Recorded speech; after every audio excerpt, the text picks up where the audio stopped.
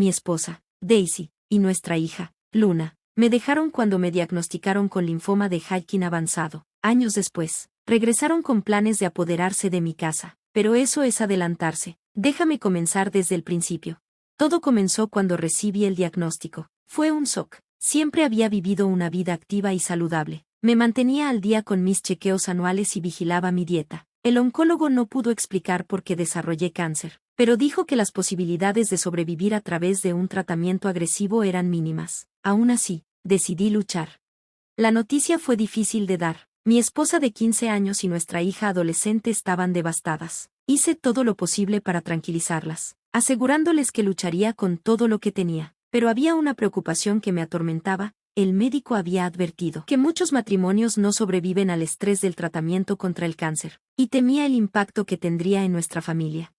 Esa noche, me senté con Daisy para expresarle mis inquietudes. Ella me prometió que estaría a mi lado, que me ayudaría en todo, sin importar lo que pasara. Teníamos un buen colchón financiero, un seguro adecuado, ahorros, y un fideicomiso que me había dejado mi abuelo fallecido. Nuestra casa estaba pagada, y había apartado dinero para el fondo universitario de Luna, por si sucedía lo peor. Una semana después, comenzó la quimioterapia. Fue mucho peor de lo que imaginaba. El tratamiento me agotó por completo, algunos días apenas podía comer o moverme. Daisy y Luna se encargaron de todo, prepararon las comidas, se encargaron de las tareas, me llevaban al hospital y llenaban mis recetas. Intenté ayudar, pero muchas veces no tenía fuerzas. Los primeros 2 meses fueron los más difíciles. Empecé a notar un cambio en la actitud de Daisy y Luna. Se volvieron más distantes, menos dispuestas a ayudar. Comenzó con pequeñas cosas, pedía un vaso de agua o algo de ayuda para moverme, pero me respondían con desgano. Sentía la tensión creciendo. El punto de quiebre llegó cuando tuve una cita temprana de quimioterapia una mañana. Ya estaba tarde y no encontraba a Daisy. Cuando la llamé, me dijo, toma un Uber, estoy demasiado cansada. Me quedé atónito. Aún así, llamé un Uber e informé al hospital que iría solo. El conductor fue tan amable de asegurarse de que llegara seguro e incluso ofreció llevarme de vuelta a casa después del tratamiento. Cuando llegué a casa, casi no pude contener mi frustración. Confronté a Daisy y Luna sobre la tensión que había estado sintiendo. Les pregunté directamente si sentían que era una carga. Daisy suspiró y admitió que estaba abrumada. Luna, con una voz baja, dijo que no esperaba que fuera tan necesitado. Sugerí que trajéramos a una enfermera unos días a la semana para que ayudara con la parte física, para que no tuvieran que hacerlo todo. Estaba claro que no podía manejar mucho por mi cuenta. Para mi alivio, aceptaron, y organicé para que una enfermera viniera. La enfermera que llegó era profesional, amable y eficiente. Nunca faltó a una cita de quimioterapia y se aseguró de que recibiera el cuidado adecuado. Mi salud mejoró, y los médicos estaban contentos con mi progreso. Sin embargo, noté un cambio en el comportamiento de Daisy. Comenzó a actuar como si la enfermera la estuviera reemplazando. Le dije a Daisy que si estaba dispuesta a asumir las responsabilidades de la enfermera, llevarme a la quimioterapia, asegurarme de que tomara mis medicamentos, encargarse de las comidas, podíamos dejar que la enfermera se fuera. La única razón por la que tenía una enfermera era porque ella no podía ofrecer ese nivel de apoyo. A regañadientes aceptó, pero pidió si podíamos encontrar una enfermera masculina. Le expliqué que la lista de recomendaciones del hospital no incluía a ningún enfermero masculino con experiencia en oncología, y elegí a esta enfermera por su experiencia y comprensión de mis necesidades. A Daisy no le gustaba que la enfermera estuviera allí, pero aceptó el arreglo, aunque de mala gana. Unos días después, me lanzó un reproche, acusándome de hacer que mi enfermedad fuera el problema de todos los demás. Traté de explicarle lo difícil que había sido la quimioterapia para mi cuerpo, pero solo pareció frustrarla más. Se fue furiosa, golpeando las puertas. La dejé ir, sabiendo que su enojo solo obstaculizaría mi recuperación. Esa noche, mi suegra me llamó. Estaba molesta porque había contratado a una mujer para ayudarme. A pesar de que aún estaba casado con su hija, le expliqué que necesitaba ayuda y había contratado a una enfermera profesional porque Daisy no podía manejarlo todo sola. Le aseguré que era algo temporal, solo hasta que terminara el tratamiento. No estaba convencida, pero eventualmente dejó de insistir.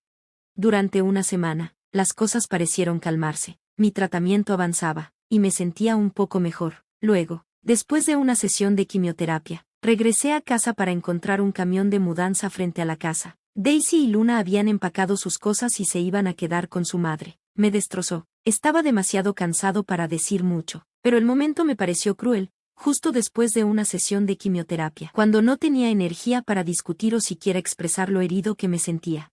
Me volví hacia Luna, esperando algo de claridad. Ella ya era lo suficientemente grande como para tomar sus propias decisiones. Me miró y me dijo que ya no quería vivir conmigo, que era demasiado difícil. Fue un golpe al estómago. Verlas irse me hizo sentir abandonado y no deseado. En medio de todo esto, mi hermano intervino. Vio que la enfermera pasaba más tiempo conmigo y me preguntó si tenía algún familiar que pudiera ayudar. Aunque vivía a 3 horas de distancia, ofreció tomarse un tiempo libre para quedarse conmigo hasta que pudiera encontrar a alguien más permanente. Cuando llegó, estaba furioso por las acciones de Daisy, llamándola egoísta y desagradecida. Me recordó que Daisy nunca había trabajado desde que nos casamos y que siempre me aseguré de que tuviera todo lo que necesitaba. Como mi hermano solo podía quedarse una semana, ideó otro plan. La hermana de su esposa, Cara, estaba pasando por un difícil divorcio y necesitaba un lugar donde quedarse. Estudiaba radiología con beca en una universidad cercana, y mi casa estaba más cerca del campus. Parecía una buena solución. Cara podría ayudar con emergencias, y tendría un lugar seguro mientras lidiaba con sus problemas personales.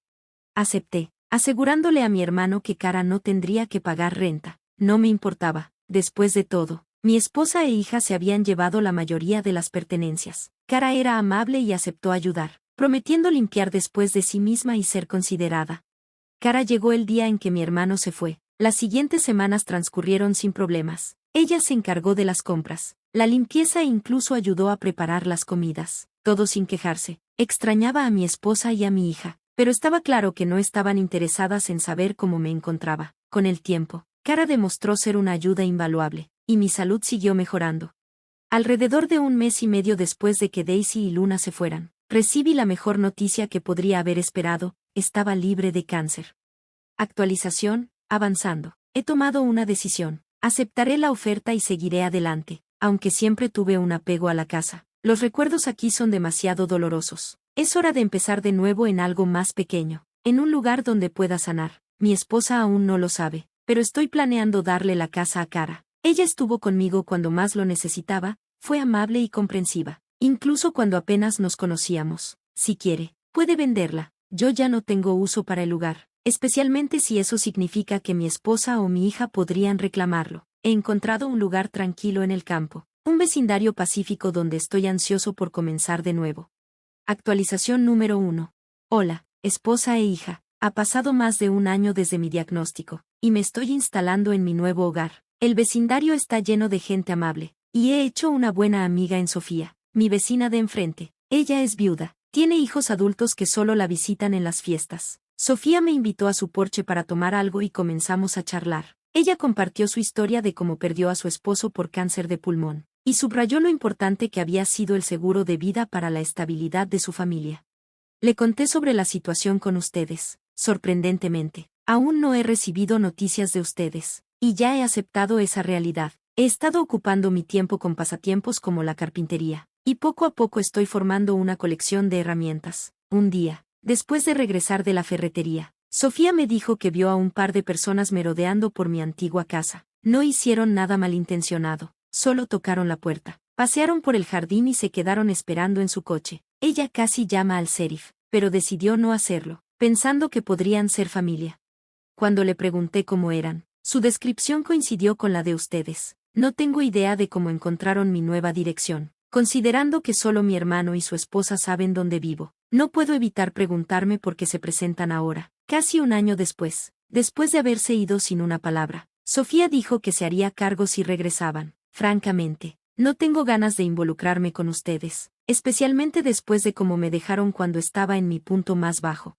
Más tarde, llamé a mi hermano. Me contó que habían estado acosando a Cara y a su compañera de cuarto en mi antigua casa. Afortunadamente, Cara había dejado claro que la casa ahora era suya, y hasta tenía pruebas de la transferencia. Me sentí terrible de que ella tuviera que lidiar con esto por culpa de ustedes, así que la llamé para disculparme. Ojalá pueda ponerle fin a esta tontería pronto. En cuanto a ustedes, no sé si lo sepan, pero el divorcio fue finalizado hace meses. Mi abogado envió los papeles a la casa de su madre, pero tal vez lo confundieron con correo basura. De cualquier forma, ya no me importa, se acabó.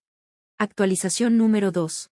Volvieron a aparecer en mi casa. pero esta vez fue a plena luz del día. Estaba trabajando cuando escuché el timbre, así que revisé las cámaras de seguridad, y efectivamente, ahí estaban. Mi exesposa se veía tal como la recordaba, y Luna se había convertido en una joven mujer. Me quedé adentro, como lo había planeado, acercándome a la puerta para escuchar mejor. Sofía, siempre la buena vecina, fue a saludarlas. Preguntaron si ella conocía a un hombre llamado Charlie que solía vivir aquí. Sofía estaba confundida por la forma en que lo dijeron y le preguntó qué querían decir con solía. Entonces explicaron que su esposo, ya no ex esposo, en su mente, había vivido aquí antes de fallecer tras una larga estancia en el hospital. Mi mandíbula cayó al suelo. Hasta donde yo sabía, no había ningún registro de mi muerte. Ciertamente no en el hospital donde fui tratado. Insistieron en que eran las más cercanas y sugirieron que la casa les pertenecía legítimamente. Sofía les explicó que Charlie, yo, era un divorciado y que ella me había contado que había solicitado un divorcio unilateral. Añadió que, hasta donde ella sabía, yo planeaba dejar todo a la caridad, ya que no tenía más familia que mi hermano. Le pareció extraño ver a dos mujeres husmeando por mi casa. La conversación se quedó en silencio, y Sofía les preguntó si tenían un certificado de defunción o un testamento. Dijeron que no. Sofía explicó que si tuvieran esos documentos, podrían llevarlos a la oficina del condado para transferir la escritura. No les gustó nada esa sugerencia. Le gritaron a Sofía, acusándola de meterse en lo que no le correspondía y exigiendo que se apartara. Me sentí humillado. Mis vecinos no habían hecho más que ser amables. Y ahí estaban ustedes, armando un escándalo. Parte de mí quería confrontarlas, pero me ceñí al plan. Sofía se disculpó y explicó que solo trataba de ayudar. Regresó a su casa, y ustedes se fueron poco después. Después, fui a la casa de Sofía para disculparme por todo el incidente. Ella lo dejó pasar, diciendo que encontraba su comportamiento repulsivo pero algo divertido por lo absurdo. Yo no pude reírme, sabiendo lo enojadas que podían ponerse cuando estaban molestas. Si alguna vez vuelven, estoy listo para confrontarlas y exigir que me dejen en paz. Ayer volvieron. Estaba trabajando en mi oficina cuando escuché un fuerte estruendo. Corrí al salón y encontré mi ventana rota, y afuera la gente gritaba. Claro que era ustedes. Mis vecinos trataban de evitar que causaran más daño. Ustedes y Luna tenían bates y ya habían roto varias de mis macetas. Las tomé por el brazo, sorprendido por su audacia, y les dije que se fueran de mi propiedad antes de que llamara a la policía. Para mi sorpresa, los vecinos ya habían hecho la llamada. Las llevaron esposadas, y no sentí ni la más mínima simpatía. Tenía todo grabado, incluso el momento en que rompieron mi ventana. La policía tenía todo. Después, limpié los vidrios y colgué una lona para protegerme del clima. Sofía me dio unos cubos para mis plantas hasta que pueda reemplazar las macetas. Hice algunas averiguaciones para entender por qué habían regresado. Aparentemente, su madre falleció hace 2 meses, y descubrieron que la casa en la que han estado viviendo ni siquiera estaba a su nombre. Pertenecía al primo de su exesposo, quien decidió venderla, con ambos padres fallecidos. Ustedes y Luna vendieron la mayoría de sus pertenencias y habían estado viviendo en un motel. Cuando vieron a Cara en la casa, asumieron que yo había muerto y vinieron a husmear por mis bienes. Ahora enfrentan cargos por vandalismo, intento de allanamiento y agresión. Luna, siendo menor, hará servicio comunitario. En cuanto a ti, enfrentas tiempo en prisión, ya que esto fue premeditado. Estoy considerando también una orden de restricción, al menos por ahora. Ya no tendré que preocuparme por ustedes.